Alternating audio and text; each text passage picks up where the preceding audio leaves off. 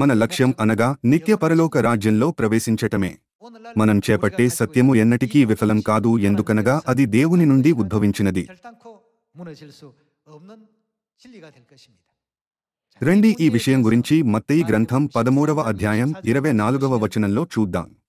ఆయన మరియొక ఉపమానము వారితో చెప్పెను, ఏమనగా పరలోక రాజ్యము తన పొలములో మంచి విత్తనము విత్తిన యొక్క మనుష్యుని పోలియున్నది. మనుషులు నిద్రించుచుండగా అతని శత్రువు వచ్చి గోధుమల మధ్యను గురుగులు విత్తిపోయెను. మొలకలు పెరిగి గింజపెట్టినప్పుడు గురుగులు కూడా అగపడెను. అప్పుడు ఇంటి యజమానుని దాసులు అతని యొద్దకు వచ్చి, అయ్యా, నీవు నీ పొలములో మంచి విత్తనము విత్తితివిగదా, అందులో గురుగులెక్కడ నుండి వచ్చినవని అడిగిరి. ఇది శత్రువు చేసిన పని అని అతడు వారితో చెప్పగా, ఆ దాసులు, మేము వెళ్లి వాటిని పెరికి కూర్చుట నీకిష్టమా అని అతనిని అడిగిరి. అందుకతడు, వద్దు, గురుగులను పెరుకుచుండగా వాటితో కూడా ఒకవేళ గోధుమలను పెళ్లగింతురు. కోతకాలము వరకు రెంటిని కలిసి ఎదుగనీయుడి. కోతకాలమందు గురుగులను ముందుగా కూర్చి వాటిని కాల్చివేయుటకు కట్టలు కట్టి గోధుమలను నా కొట్టులో చేర్చి పెట్టుడని కోతగాండ్రతో చెప్పుదుననెను. గురుగులు చాలా ఫలవంతంగా ఉంటాయి కాబట్టి ఒక్కసారి గురుగులు విత్తబడిన తర్వాత ఆ పొలం పూర్తిగా గురుగుల పొలంగా మారుతుంది. ఇందువల్లనే ఈనాడు లోకమంతా గురుగులతో నిండియున్నది. ఏమైనా గురుగులు ఎంత విస్తారంగా ఉన్నప్పటికీ వాటిని పండించి కొట్టులో నిల్వచేసే ఏ రైతు ఉండడు. ప్రపంచమంతటా అబద్ధ మతాలు విస్తృతంగా విస్తరించినప్పటికీ దేవుడు గురుగులను ఎన్నటికీ కోరుకొనరు.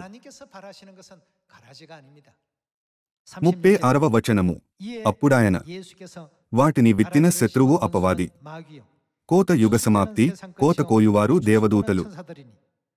గురుగులు ఎలాగు కూర్చబడి అగ్నిలో కాల్చివేయబడునో అలాగే యుగ సమాప్తియందు జరుగును. మనుష్యకుమారుడు తన దూతలను పంపును, వారాయన రాజ్యములో నుండి ఆటంకములగు సకలమైన వాటిని దుర్నీతిపరులను సమకూర్చి అగ్నిగుండములో పడవేయుదురు. అక్కడ ఏడ్పును పండ్లు కొరుకుటయును ఉండును. అయితే అక్రమము యొక్క కార్యము ఎప్పుడు ప్రారంభమాయను? సూర్య దేవుడిని ఆరాధించే అన్యమత మతం నుండి వచ్చిన ఆదివారపు ఆరాధన క్రీస్తు శాఖ 321లో అమలుపరచబడెను. క్రీస్తు శాఖ 325లో పస్కా కొట్టివేయబడెను. క్రీస్తు శాఖ 354లో ఒక క్రైస్తవ పండుగగా మారువేషం ధరించి క్రిస్మస్ జరుపుకోవడం ప్రారంభమైంది. అంతేగాకుండా సంఘం యొక్క పైభాగంలో సిలువను నిలువబెట్టడం ప్రారంభమైనది. ఇదంతా ఇలా జరగలేదా? యేసు ఆది నుండి అంతం వరకు చూసే దేవుడు కాబట్టి ఆయన మనకు గురుగుల యొక్క ఉపమానాన్ని ఇచ్చారు.